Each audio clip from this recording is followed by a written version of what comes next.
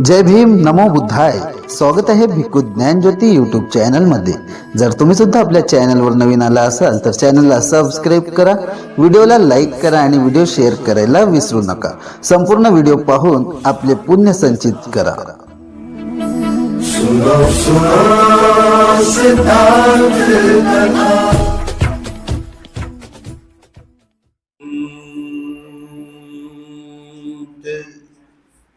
पुण्यमयी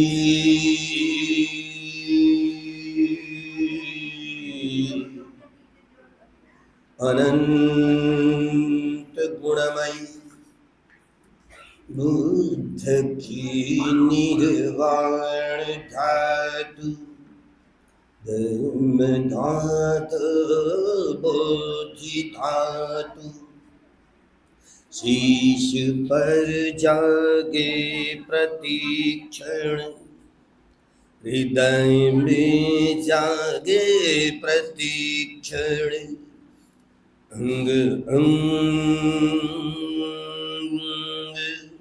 जागे प्रतीक्षण अनंत पुण्यमयी अनंत गुणमयी धर्म की निर्वाण धातु ज्ञान धातु बोधि धातु शीश पर जागे प्रतीक्षण हृदय में जागे प्रतीक्षण अंग अंग जागे प्रतीक्षण अनंत पुण्यमयी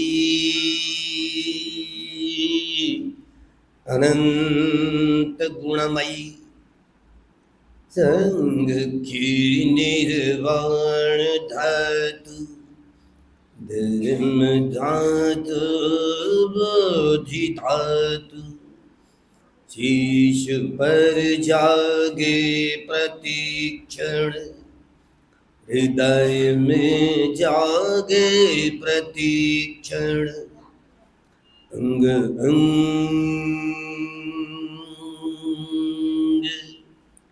जागे प्रतीक्षण.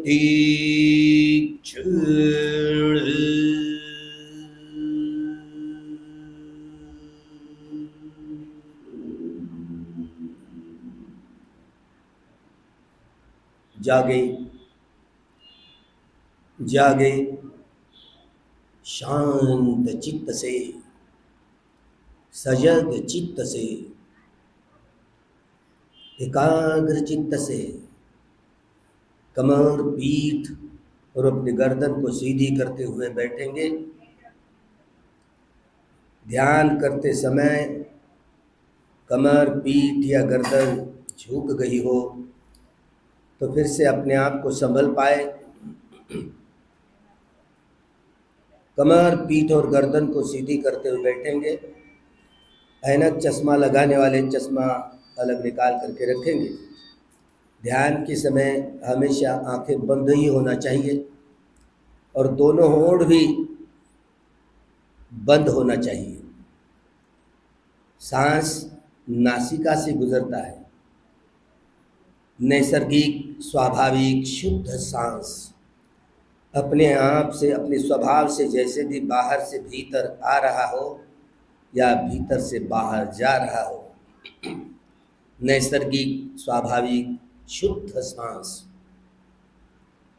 सारा ध्यान नासिका के द्वारों पर, नासिका के नीचे ऊपरी होंठ के ऊपर वाला भाग, इतनी सी दूरी पर अपने आप अपने स्वभाव से जैसे भी बाहर से भीतर आने वाला हो या भीतर से बाहर जाने वाला हो, एक एक सांस की जानकारी बनाए रखें. एक एक सांस के आवागमन की जानकारी बनाए रखें. एक भी सांस बगैर जाने भीतर आने ना पाए, भीतर से बाहर जाने ना पाए. अपने ही सांस के प्रति सजग, सांस के आवागमन के प्रति सजग, सांस के इस अभ्यास में निरंतरता बनाए रखें। यह सांस कभी दाहिनी नासिका से गुजरता है, कभी बाई नासिका से, या कभी दोनों नासिकाओं से एक साथ गुजरता है।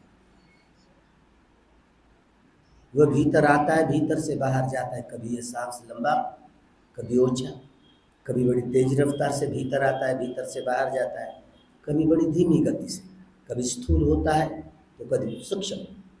जैसा भी हो, जिस क्षण की जो सच्चाई है, एक एक सत्य की जानकारी, ये प्राकृतिक सत्य है। इतनी बड़ी प्रकृति और हम सब सजीव हो या निर्जीव, प्राणी वनस्पति,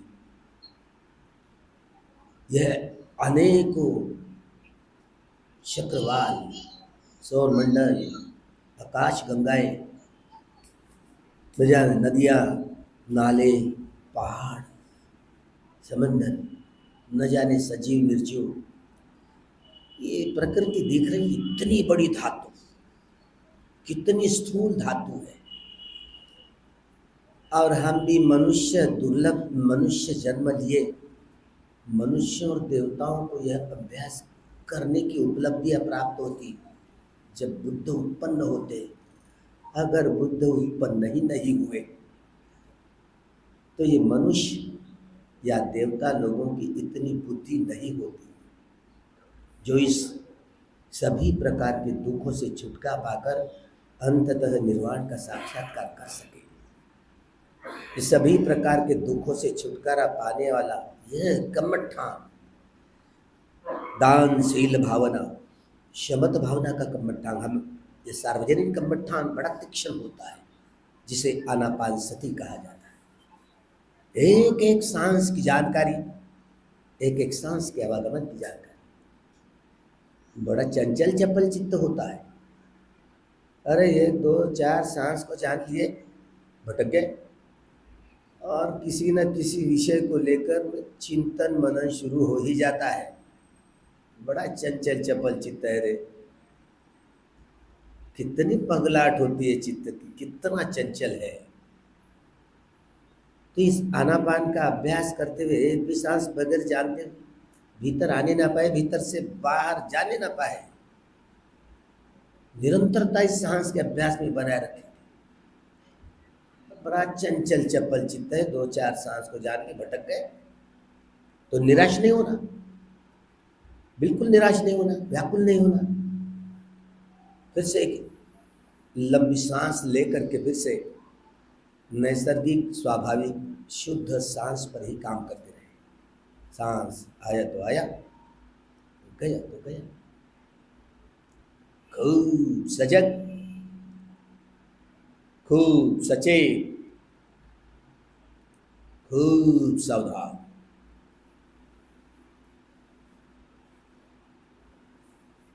शमत भावना का, जिसे चित्त शांत होता है, समाहित होता है, एकाग्र होता है, वितक, विचार, पीति, सुख, एकग्रता, ये 52 प्रकार की चित्तवृत्तियां होती है, चैतसिक हुआ करते हैं। ये भी अभी जो नाम गिने, वितक को, विचार, पीति, सुख, एकग्रता, ये 5 चैतसिक है। इस आनापान सती का अभ्यास करते हुए ये 5 चैतसिक है ना, इकट्ठा आ जाते हैं। 5 चैतसिकों को इकट्ठा आने को ही ध्यान कहा गया है। चित्त समाहित होता है, इसलिए इस चित्तवृत्तियों को ध्यानांग भी कहा जाता है। ध्यान के अंग, ध्यान के अंग है। एक एक सांस की जानकारी, सांस के आवागमन की जानकारी, भीतर कितना जाता है, बाहर कितना, हाथी के दांत के समान कितना बाहर जाता है, इसको नहीं देखना है। भगवान बार बार कहते हैं आनापान सती का अभ्यास करते हुए, सो सतो अस्य सती, सतो पस्य सती, अपने आप से, अपने स्वभाव से जैसे भी बाहर से भीतर आ रहा हो या भीतर से बाहर जा रहा हो, एक एक सांस की जानकारी, एक एक सांस के आवागमन की जानकारी, अभ्यास में निरंतरता।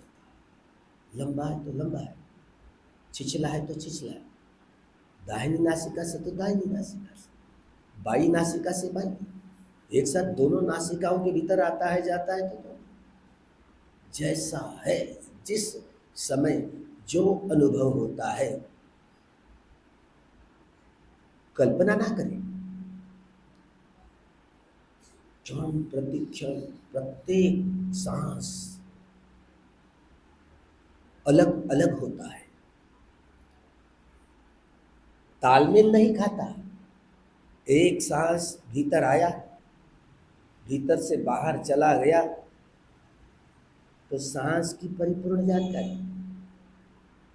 भीतर आए आते हुए, आवाज कम करो, भीतर आते हुए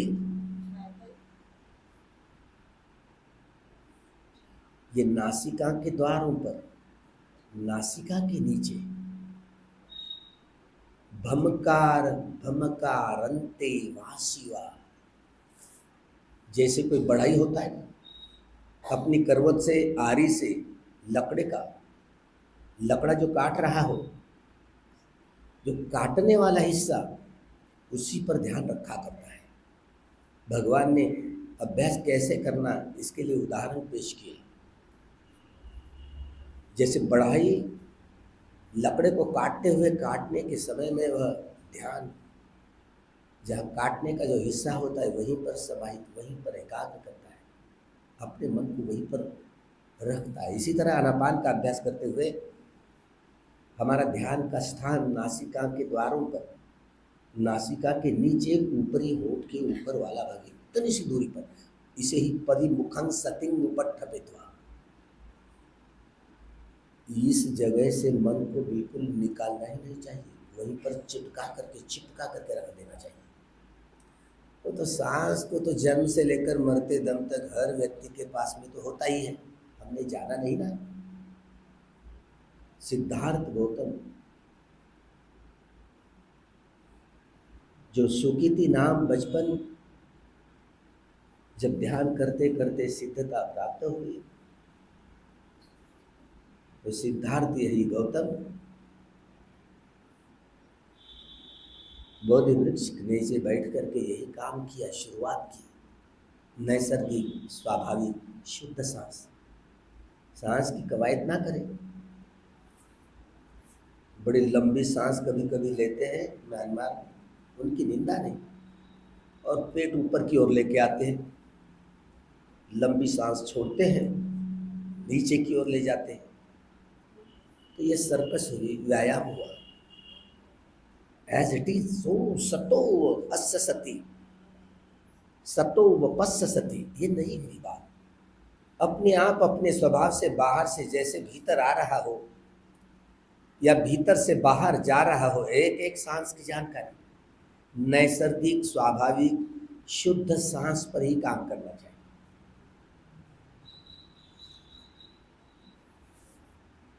परिपूर्ण परिशुद्ध,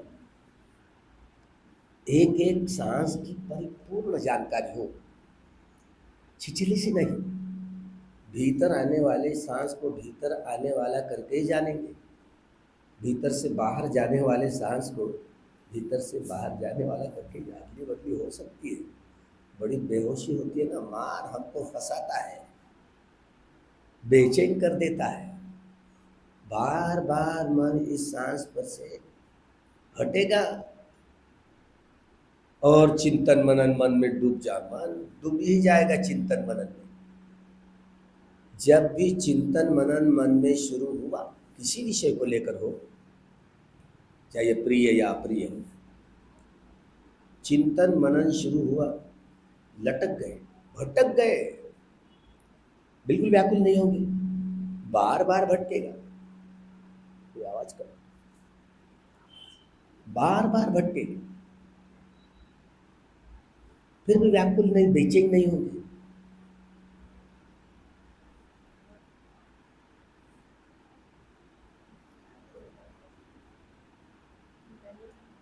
बिल्कुल व्याकुल नहीं होंगे।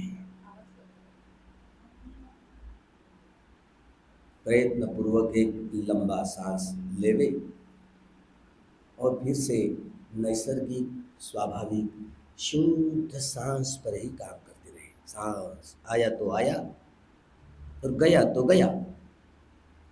एक एक सांस की जानकारी, एक एक सांस के आवागमन की जानकारी, परिपूर्ण जानकारी, शुरू से लेकर अंत तक।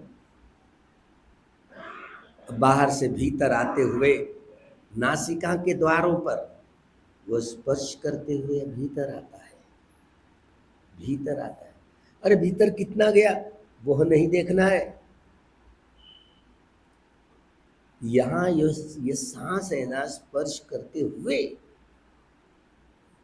भीतर आता है नासिका के द्वारों पर, और ऊपरी होंठ के ऊपर वाला भाग, नासिका के नीचे का वाला भाग, यही भाग स्पर्श करते हुए भीतर आता है और भीतर से बाहर जाता है। हमें भीतर क्या हो रहा है? हमारा सारा ध्यान नासिका के द्वारों पर, ऊपरी होंठ के ऊपर वाला भाग, इसी स्थान पर चिपकाए रखें, यहां से हटने ही ना दें। सांस तो पता ही चलता है कि ये दाहिनी या बाई या दोनों नासिका के भीतर एक साथ आ रहा है, जा रहा है, तो पता ही चलता है, वो अपना काम करता है सांस। हम केवल मात्र देखते रहे, केवल मात्र देखना है, केवल मात्र जानना है। आंखों से कोई देख नहीं पाएंगे ना सांस को, तो जानना है, मात्र जानना है। अपने आप अपने स्वभाव से जैसे भी भीतर आने वाला हो, भीतर से बाहर जाने वाला हो, दाहिनी हो बाई हो, दोनों नासिका के भीतर आने जाने वाला सांस, भीतर आते हुए भीतर से बाहर जाते हुए स्पर्श करते हुए भीतर आता है, स्पर्श करते हुए भीतर से बाहर जाता है। भस पच्चया वेदना, धीरे धीरे धीरे सांस के स्पर्श की भी जानकारी होती रही, सांस के आवागमन की जानकारी हुई। यहाँ कुछ न कुछ खटपट होती है नासिका के द्वारों पर, नासिका के नीचे, ऊपरी होंठ के इसी छोटे से विभाग पर कुछ न कुछ खटपट होती रहती है। कुछ खटपट नहीं हुई तो नहीं हुई, व्याकुल नहीं होंगे।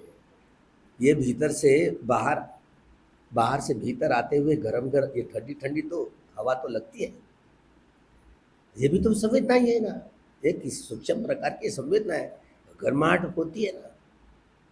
तो यहाँ पर एक गर्माहट का जो अनुभव होता है भीतर आते हुए, ये ठंडी ठंडी भीतर से बाहर जाते हुए गर्माहट का अनुभव होता है। शरीर का जिस क्षण जितना टेम्परेचर होता है, उस तापमान को लेकर के बाहर पड़ती है तो गर्माहट होती है, भीतर आते हुए ठंडापन होता है इस प्रभात पर, और भीतर से बाहर जाते हुए गर्माहट महसूस होती है।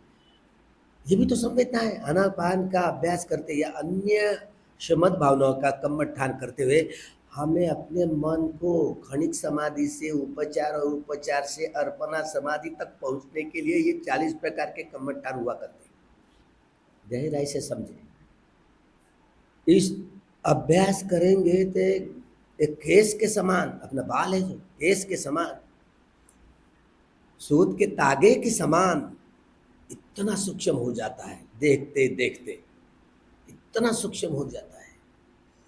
अभी नहीं हुआ ना तो चिंता नहीं करें, जब भी होगा होगा, अभ्यास करते करते। इतना तो सही है, नाश संवेदना मिली तो भीतर आ रहा है, भीतर से बाहर जाता है, भीतर आते हुए वो ठंडा ठंडा है, भीतर से बाहर जाते हुए गर्माहट है, इतना तो हो गया ना। हर एक व्यक्ति को यह अनुभूति होती ही है। ये गर्माहट हो, ये ठंडापन हो, ये तो संवेदना ही है, सेंसेशंस है। आनापान का भी या अन्य शमद भावनाओं के कम्मठान का अभ्यास करते हुए हमें अपने चंचल चपल मन को समाहित करने के लिए यहाँ जो संवेदना उत्पन्न हुई इस किसी प्रकार की, वह उत्पत्ति का क्षण, जहाँ तक के वह संवेदना रहती है, वो स्थिति का क्षण और भंगत्व का क्षण, अगर ऐसे इस प्रभाग पर हमने अनुभव किया आनापान का अभ्यास करते करते, तो क्षणिक समाधि कहलाई गई। क्षणिक समाधि मात्र इस स्थान पर नासिका के द्वारों पर, नासिका के नीचे, ऊपरी होंठ के ऊपर वाला भाग, इस स्थान पर किसी प्रकार की वेदना, सुखा दुखा अदुखा असुखा, ये शारीरिक वेदनाएं होती है। किस प्रकार का अनुभव हो रहा है, उसका उत्पत्ति का क्षण, और जहां तक कि वह वेदना रहती है वो स्थिति का क्षण, और भंग हो जाता है भंगत्व का क्षण। तीनों वेदना के तीनों क्षण चित्त के, या वेदना के तीनों क्षण मिलकर के एक चित्त क्षण कहा गया है। एक चित्त क्षण के लिए समाहित चित्त होता है तो क्षणिक समाधि कहलाएगी। यह अनापान और अन्य जो 40 प्रकार के जो कर्मठान हुआ करते हैं, एक क्षणिक समाधि जो वेदनाओं को ही पकड़ में आ जाती है। वेदना पच्चया तन्हा, हम स्वाभाविक शुद्ध सांस पर इसीलिए काम करते हैं कुदरतन अपने आप से। हमको लगता है कि वेदना ये शरीर का खंड है, ये अग्नि वायु जल और पृथ्वी धातु से बना हुआ शरीर टसल चलती रहती है। इसीलिए ना ये रासायनिक प्रोसेस चलती रहे, प्रक्रिया शुरू होती है, सारा शरीर में प्रपंच जो संवेदनाओं से भरा हुआ होता है, सुखा वेदना दुखा वेदना दुखा सुखा वेदना। हमको लगता है कि ये शरीर के स्कंद है, शरीर के एलिमेंट्स है, हमको लगता है। नहीं भाई, वेदना यह मन का खंड है। वेदयति इति वेदनं, यह मन का खंड है। सुखा दुखा दुखा सुखा ये शारीरिक वेदना है। सौमनस्य दौर्मनस्य चैतसिक वेदना है। अभिधम्म के अनुसार 5 संवेदनाओं, इसी संवेदनाओं के आधार पर वेदना पच्चया तन्हा, हम तृष्णा ही निर्माण करते। इसलिए आनापान का अभ्यास करते करते विकृति ना आवे। कोई आनापान का अभ्यास करते हुए 2 3 4 5 6 7 8 9 10 इस तरह ना गिने, ये शब्द प्रधान हो जाएगा, सांस गौण हो जाएगा। केवल मात्र सांस को जानते रहना है, अपने आप अपने स्वभाव से, जैसे भी भीतर आ रहा हो या भीतर से बाहर जा रहा हो, एक एक सांस की जा, दीर्घ तो दीर्घ, रस्वय तो रस्वय। सबकाय पटि संवेदी यस्य शिस्सामि इति सिक्खति, सबकाय पटि संवेदी पस्य शिस्सामि इति सिक्खति। यही ऐसे अनापान सति का जो कर्मठान होता, आगे चल करके एक भी भीतर आने वाला सांस हो, जब सूक्ष्म हो जाता है, निरंतरता अभ्यास में छा जाती है, क्षणिक समाधि का अनुभव होता है। एक चित्त क्षण के लिए क्यों न हो, एक चित्त क्षण के लिए सारा शरीर खुल जाता है। आनापान का ही अभ्यास करते करते सारा शरीर संवेदनाओं से भरा हुआ ऐसे महसूस करते हुए सांस लेना और सांस छोड़ना सीख जाता है साधक, उपासक उपासिका, चाहे भी कोई अधिक कोई।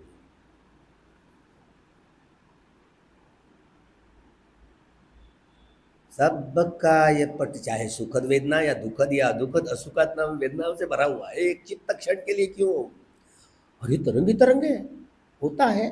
अभी नहीं हुआ तो नहीं हुआ, जिस क्षण की जो सच्चाई है। हम आनापान का इसलिए अभ्यास करते समय उसमें न रंग न रूप न शब्द न गंध न रस न स्पर्श, किसी प्रकार का कोई जोड़ तोड़ ना करे, नैसर्गिक स्वाभाविक शुद्ध सांस पर ही काम करते रहे, तो ये कुशल चित्त की समाहितता, वितर्क विचार प्रीति सुख एकाग्र, यह कुशल चित्त के लिए साधना है। अरे मिथ्या धारणा, मिथ्या किसी आलम्बनों के आधार पर, बाह्य आलम्बनों के आधार पर बहुत लोग ध्यान करते, 8 लोकीय ध्यान भी प्राप्त कर सकते, अभिज्ञा भी प्राप्त कर सकते, लेकिन निर्वाण तक नहीं पहुंच पाएंगे। इसीलिए शमत भावनाओं के कर्मठान का अभ्यास करते बड़े शुद्ध रूप से करेंगे, आड़े टेढ़े नहीं करेंगे। भगवान ने जैसे बातों को बताया वैसे ही करे, इसमें जोड़ तोड़ ना करे, अक्षर नापने की गिनने की कोशिश न करे, पेट ऊपर ना नीचे ना लेके जावे, अपने आप अपने स्वभाव से जैसे भी बाहर से भीतर आ रहा हो, भीतर से बाहर जा रहा हो, एक एक सांस की जानकारी। एक समय आता है चित्त पटि संवेदी स्वामी, चित्त के एक एक खंड का अनुभव करता है। जब आगे बढ़ोगे तब पता चलेगा।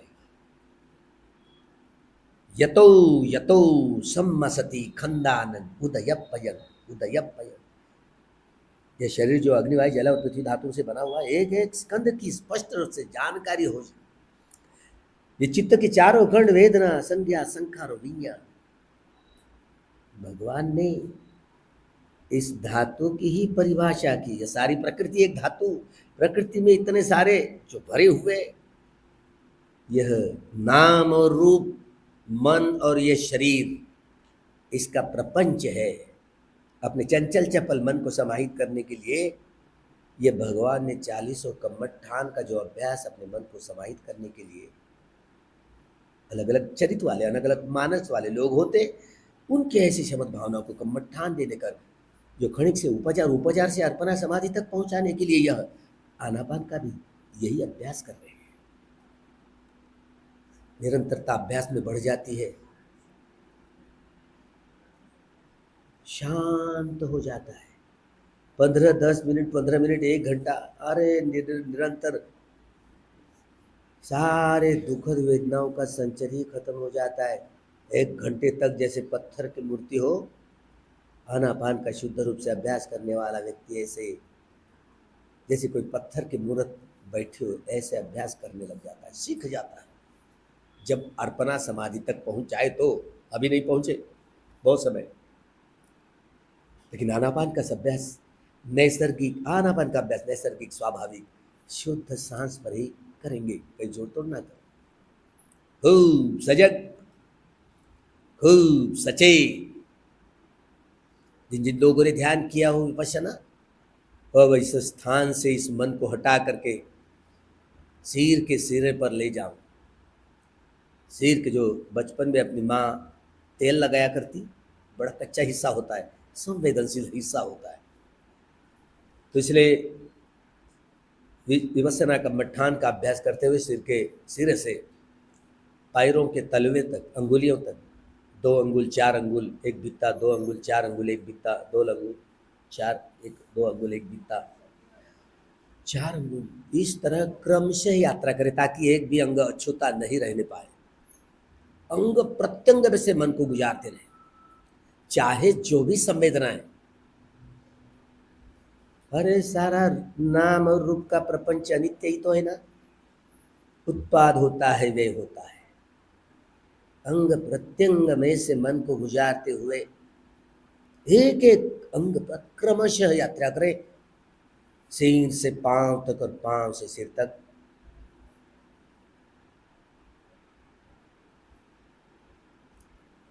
यात्रा करते हुए बस संवेदनाओं को जान ले, आगे बढ़ गए, संवेदनाओं को जान ले, आगे बढ़ गए, बाकी सब का धर्म पर छोड़ देंगे। वो तो उत्पाद होकर के, अरे बड़ी यात्रा करते हुए बड़ी घनीभूत संवेदनाओं का हाँ संचर होता है, उस समय बड़ा मन व्याकुल होता है, क्या करे, ज़्यादा समय रुके नहीं रुके। अगर वो बड़ा स्थूल होता है, यात्रा करते स्थूल का क्षण आता है, बड़ी घनीभूत वेदनाएं होती है, बड़ी अप्रिय वेदनाएं होती है, तो आगे निकल जाए। जब दूसरी बार यात्रा करेंगे ना, सिर से पांव तक और पांव से सिर तक, फिर देखेंगे, इस तरह आगे बढ़ते जावे, ज़्यादा रुके नहीं, एक एक अंग प्रत्यंग में से यात्रा करते रहे। जो जो भी संवेदनाएं पुरानी साधक हो, अरे सुखा वेदना आई, बड़ी प्रिय लगती, मन भोक्ता भाव में रमन कर रहा है, पता तक नहीं होता, बड़े बेहोशी में, वाह बड़ी अच्छी है, प्रिय लग रही है ना, तो हर व्यक्ति यही भोक्ता भाव शुरू हो जाता है, उसका रसास्वादन करने लगता है, प्रिय वेदना है ना, अच्छा ये संज्ञा मन का खंड काम करने लगती, बड़ी प्रिय है रे, अच्छी है, वहीं पर रमन करने लगता है, यही भोक्ता भाव है। अगर सुखा वेदना आई, हम उसी में रमन करने लगे तो राग की गांठें बांधेंगे, आसक्ति की गांठें बांधेंगे, जिसे लोभ कहा जाता है, तो दुख ही निर्माण करेंगे ना। दुखा वेदना आई, अरे वो प्रतिक्रिया करने वाला खंड, मन का खंड जो संखारा, प्रतिक्रिया करेगा, अरे अप्रिय है रे अप्रिय है, तो गांठे बांधेंगे ना। ये मन का संखार है अखंड, बिल्कुल सुनने के लिए राजी नहीं होता। गांठे बांधकर फिर से द्वेष की भावना है, द्वेष की गांठे बांधेंगे तो दुख का निर्माण करेंगे ना। देखते देखते तरंग ही तरंग, वाइब्रेशन, ये अधुका असुका संवेदना कही गई, शारीरिक वेदना होती है। तो उसमें ये मोह मूर्ता इतनी भली बाजी, ये सुखा वेदना ही, इसमें मार छिपा हुआ होता है, लोभ मूलक 8 किस्म का चित्त छिपा हुआ होता है इसमें। अगर दुखा वेदना ही, इसमें द्वेष मूलक चित्त 2 बड़े बड़े होते हैं, ये इसके पीछे मार छुपा हुआ होता है, छिपा हुआ होता है। और ये अधुका असुखा वेदना है ना, संखारा मन का खंड, जो प्रतिक्रिया करने वाला, सुनता नहीं, बिल्कुल सुनता नहीं, अपनी मनमानी करता, प्रतिक्रिया करके मोह मूर्ता की, अरे मोहमूल चित्त 2, ये मार का ही प्रक्षेपण है। देखे ये मार का, ये 12 प्रकार का अकुशल चित्त मार ही हावी हो जाता है। हम सब लोग किसी 390 प्रकार के मानस वाले, चरित्र वाले सब लोग इसलिए राग रंजित, द्वेष दूषित, मोह मूढ़ित होकर के ही कर्म करते ना, काया वाचा मन के द्वारा। शुद्ध चित्त से कर्म ही नहीं करना आया।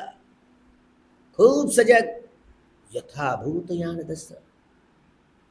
अरे अनित्य है ना, जो वेदना उत्पन्न देर सवेर रहती है, बदल जाती है, पिघल जाती है, बंद हो जाती है। कोई वेदना हो, सुखा हो, दुखा हो, अदुखा, सुखा हो, भोक्ता भाव टूटे। ध्यान करने का मतलब है, विपश्यना के नाम पर अगर भोक्ता भाव रहा तो विपश्यना के नाम पर गलत काम कर रहे हो। ऐसा देखे ऐसा जाने, ये मन का संखारा भोक्ता भाव में रमन करने वाला खंड है, सुनने के लिए राजी। इसलिए आनापान का जैसे तीक्ष्ण रूप से अभ्यास होगा तो ये संखारा मन का खंड दुर्बल हो जाएगा, तो काम करना आसान हो जाएगा, विपश्यना आसान हो जाएगी। अनित्य बोध, अनित्य ज्ञान के आधार पर अनित्य का बोध करना आसान हो जाएगा। दुख के ज्ञान के आधार पर दुख का बोध करना आसान हो जाएगा। अनंत ज्ञान के आधार पर अनंत का बोध करना आसान हो जाएगा। बहुत खूब, पुराने साधक हो, खूब जाने, सुखा वेदनाई बिल्कुल प्रतिक्रिया ना करें। ये राग युक्त चित्त है, हम राग की आसक्ति की गांठें बांधेंगे ना, बिल्कुल यथावत। यथाभूत देखने का मतलब कितनी भी सुखद वेदना आई तो शुरू से लेकर अंत तक उसको देखना, उसको जानते रहे। उत्पत्ति का क्षण, स्थिति का क्षण और भंगत्व का क्षण, सुखद वेदनाओं का ये परिपूर्णता जान ली। अरे आसक्ति का जो संस्कार टूट गया तो वीतरागिता आ गया। हेतु हेतु संपयुक्त कानंचन धम्मानं तंग समुत्थानानंच रूपानं हेतु बच्चे ही न बच्चे हो, वीतरागी बन गया ना। जैसे वेदना की उत्पत्ति से व्यय होने तक सुखा वेदना आई, ये सुखा वेदना को उत्पत्ति का, स्थिति का और भंगत्व का क्षण देख लिए यात्रा करते करते, अरे वीत द्वेषी चित्त हुआ ना, सुख है, सुखा वेदना है तो वीतरागी चित्त उत्पन्न हो, वीतरागी। दुखा वेदना है उसकी उत्पत्ति से लेकर व्यय होने तक का प्रपंच यथाभूत देख लिया तो वीत द्वेषी चित्त उत्पन्न हुआ। कितने भी तरंग हो, कितने भी अदुखा असुखा वेदना हो, इसे ही तरंगी तरंग कहते हैं। इस तरंग को, अरे तरंगों को, तरंग शुरू से लेकर अंत तक यथाभूत जान लिया, मोह मूर्ता की गांठें टूट गई है तो वीत मोहित चित्त बन गया है। वेदयति वेदन अथ निबिंदति निर्वेद ज्ञान, इसे ही निर्वेद ज्ञान कहा जाता है। निर्वेद ज्ञान के आधार पर निर्मल चित्त, अनासक्ति वाला, निरासक्ति वाला, नितांत निर्मल चित्त होता है। वह वीतरागी, वीत द्वेषी और वीत मोही, क्रमशः राग द्वेष मोह के संस्कारों का क्षय होता है। अनित्य बोध पुष्ट हुआ तो, नहीं हुआ तो भोक्ता भाव में गांठें ही बांधने का काम करेंगे विपश्यना के नाम पर। गलती से भोक्ता भाव टूटे, यथाभूत देखे, वेदना किसी प्रकार की हो, अनित्य का क्षेत्र है, दुख का क्षेत्र है, अनंत का क्षेत्र है। न काया मैं हूं न मेरी, न शरीर मैं हूं न मेरा, अनात्मा है ना। किस तरह को इस शरीर की यात्रा करते करते करते एक बार सिर के सिरे पर मन को रख दिया, एक क्षण में ही नीचे उतर जाता है। किसी प्रकार के कोई दुखद वेदना का नामो निशान नहीं। अरे इससे कोई भंग कहा गया है। एक बार और मन को इस शरीर मेरुदंड में से गुजारे, कुछ भी बिल्कुल भी दुखा वेदना का नामो निशान नहीं है। सिर के सिरे पर एक बार मन को रख दिया, एक ही चित्त क्षण में नीचे उतर जाता है। तरंग की तरंग भंग। ऐसी भी अनुभूतियां होती है। इतना ही नहीं, विपश्यना का काम करते करते अलग अलग यह शरीर कितना सारा रोगों का ये घर है, व्याधियों का घर है, दुखों का घर है। तो न जाने शरीर की व्याधि रोगराई हुई तो बड़ी बड़ी चिकित्साएं करते, स्कैन करते सारा शरीर मशीन के द्वारा, अलग अलग मशीनें निकल गई तो सारा शरीर भीतर का एक एक अंग प्रत्यंग दिखने लग जाता है। अब भगवान बुद्ध ने ऐसी कौन सी मशीन का वापर किया है? ये सभ्य संखारा अनिच्छाति, सभ्य संखारा दुखाती, सभ्य धम्मा अनत्ताति यदा पय्या ये पश्यति। ये प्रज्ञा रूपी हथियार है, ये ऑपरेशन करने वाला, शरीर का और मन का भी ऑपरेशन करने वाला। तो भगवान ने अनुभव किया अट्ठकलापों का, तिलानंग तंडुलानंग, तिल के समान, तंडुल के समान। अरे इसके टुकड़े टुकड़े, ये स्थूल शरीर, यह शरीर धातु जिसे अग्नि धातु, वायु धातु, जल धातु, पृथ्वी धातु कहा गया। ये सारी धातु उत्पाद होकर के वे होते हैं। जो यह शरीर अग्नि वायु जल पृथ्वी धातु से बना हुआ है, इसके टुकड़े टुकड़े करके देखे, ये स्थूल शरीर तरंगे तरंगे अट्ठकलापों का प्रपंच है। जो अग्नि वायु जल पृथ्वी धातु और उनके चार गुण, आठों कलापों से ऐसे बना हुआ जो अति सूक्ष्म कण, जिसका संश्लेषण विश्लेषण विघटन और विभाजन नहीं होता, हो ही नहीं सकता, ऐसे अट्ठकलापों, ये सूक्ष्म सूक्ष्म धातु है अट्ठकलाप। ये प्रकृति है 3.5 हाथ वाली काया, स्थूल शरीर है, और सूक्ष्म शरीर अट्ठकलापों का प्रपंच है। यह लोकीय सत्य भगवान ने जान लिया, परमत्थ सत्य इसीलिए कहा जाता है। इस परमार्थ सत्य की अनुभूति की आप भी ऐसा अनुभव करेंगे आगे चल चल करके। सारा शरीर भंग गई भंग, भंग गई भंग। जब कभी अभ्यास करते करते अभी हो या आगे चल करके हो, जैसे सिर के सिरे पर बकेट भर पानी डाल दिए ना, सारा भिगो कर अंग प्रत्यंगों को ले जाता है।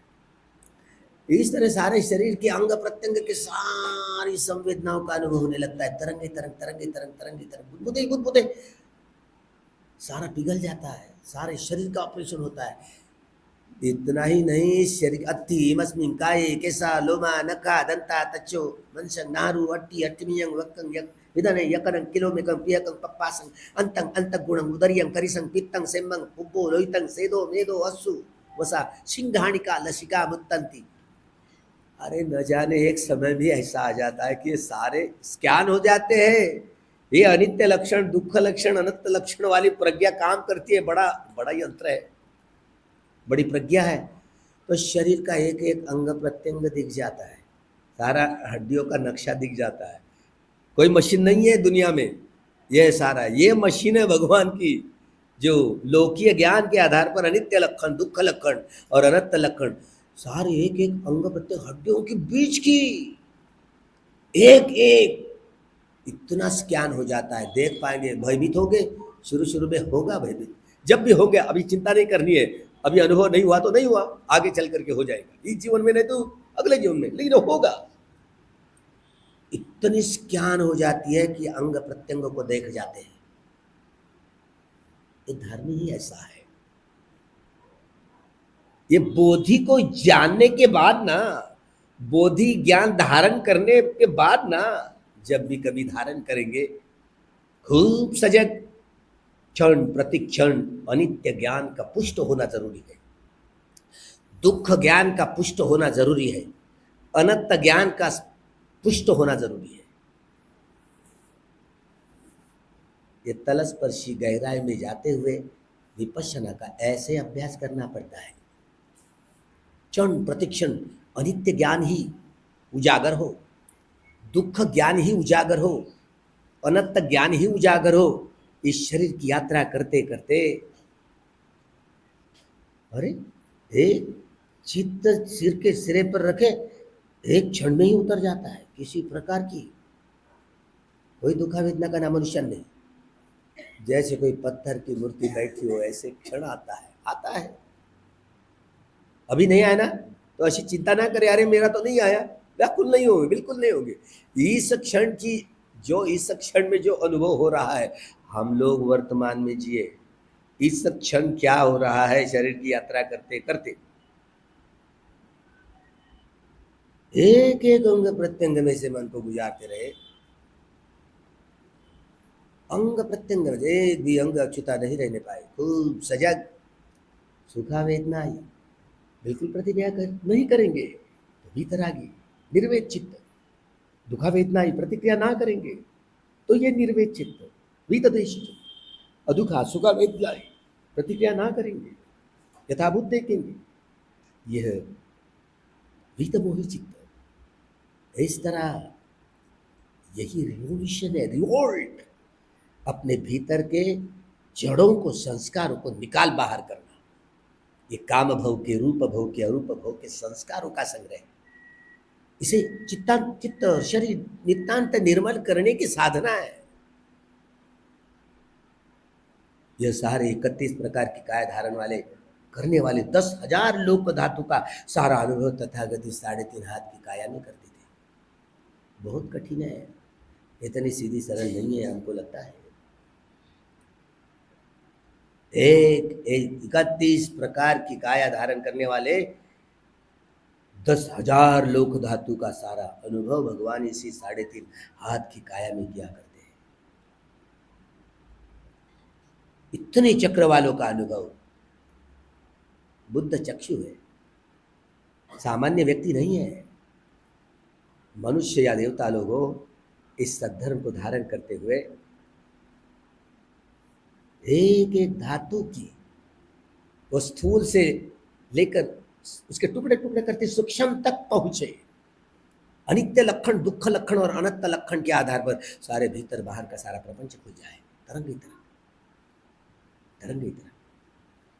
सिर के सिरे पर कैसे बकेट भर पानी डाल दिया तो सारे अंग प्रत्यंग को भिगो कर ले जाता है, अरे तरंग ही तरंग, भंग ही भंग। सब काय पटि संवेदी अस्य शिष्यामि सिक्खति पश्य शिष्यामि। चित्त के एक एक खंड का उसका संश्लेषण, विश्लेषण, विभाजन और विघटन किया जाता है।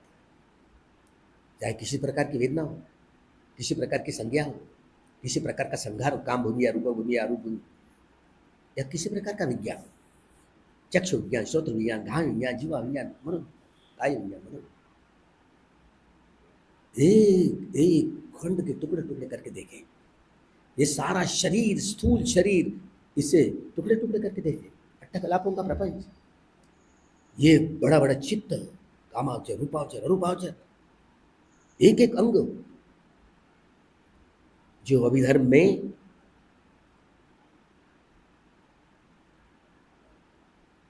धातु,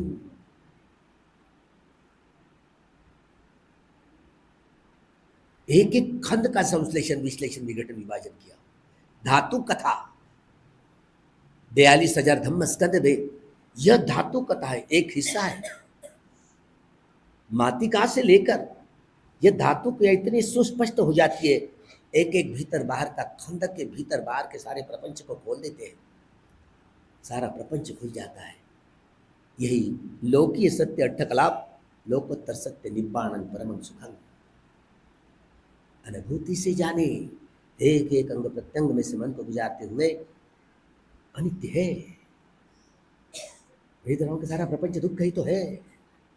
किस वेदनाओं को मैं कहूँ, मेरा मन कहूँ, किस संज्ञा को मैं कहूँ, मेरा मन कहूँ, क्या हुकूमत चलती है मेरी? ऐसी उत्पन्न हो ना हो, बिल्कुल सुनने के लिए राजी नहीं, कोई हुकूमत नहीं चलती। अरे अनात्म है, किस वेदना, संज्ञा, संखार और विज्ञान के तरंग को मैं कहूँ मेरा मन का? किस अग्निवायु जल पृथ्वी धातु के तरंगों को इस मेरा मैं, मेरा शरीर कहूँ, मैं कहूँ, क्या हुकूमत चलती है मेरे? अनात्म है। अनुभूति से जाने, खूब सजग, खूब सचेत, खूब सावधान।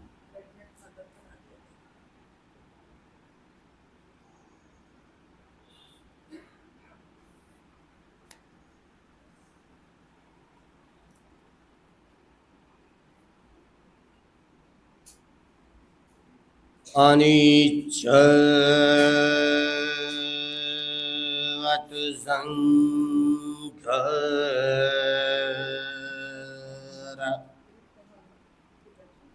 उपादवय धम्मिनो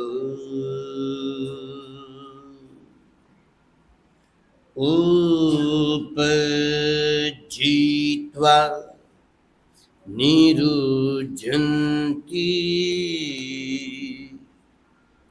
तेषां उपशमो सुखो तेषां उपशमो सुखो तेषां उपशमो सुखो अनेक जाति संसार संदाविषं निवेशं गहकारकं गवेशन्तु दुःख जाति पुनः पुनः दुःख जाति पुनः पुनः दुःख जाति पुनः पुनः गहकारकं दीतोषि पुनः गेहं न कासि बाते भासुकभग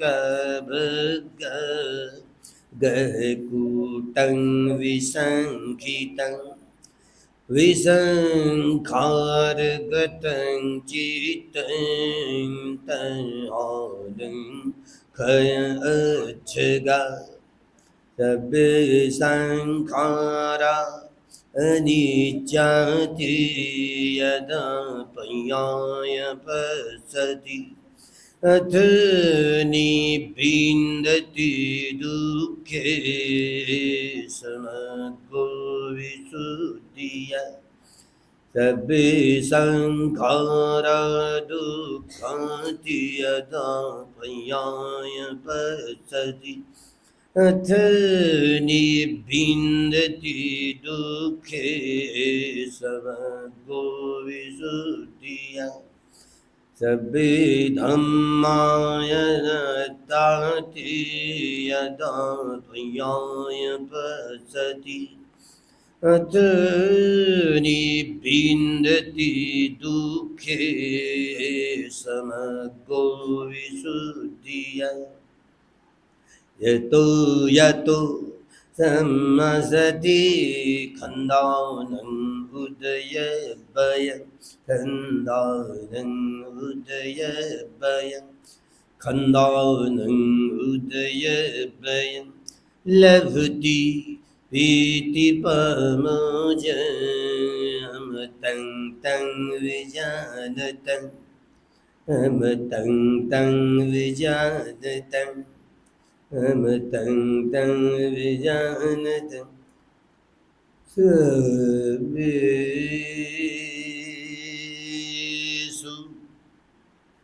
चक्रवालेषु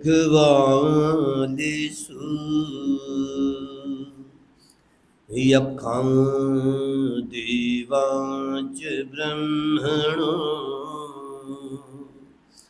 यं अम्हेहि कतं पुण्यं सर्वसम्पत्तिसाधकं तद्वेदं अनुमोदित्वा समकाशासने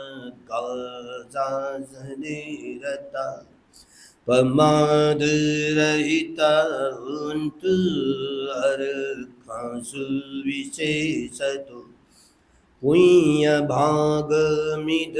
च यं समन्ददामकारितम् अनुमोदन्तु तं जपे मेदिनी अतु सखी के मेदिनी अतु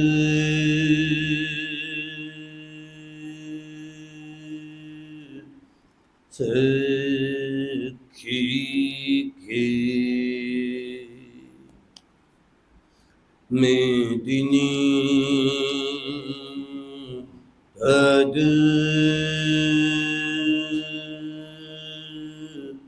सखी के भवतु सब मंगलम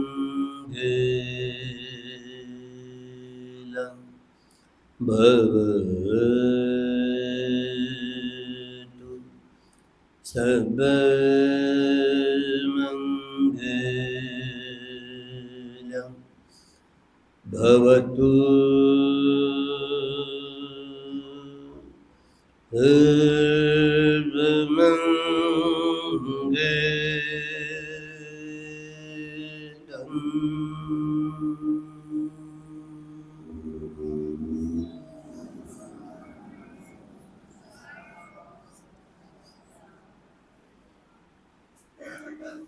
सुखी निरुखा निरोगा निब्बाण बच्चेंदु सबका मंगल हो, सबका कल्याण हो, सबकी स्वस्थ मुक्ति हो, स्वस्थ मुक्ति हो, स्वस्थ। असेच नवनवीन व्हिडिओसह भेटू पुढील व्हिडिओमध्ये. तोपर्यंत जय भीम, नमो बुद्धाय.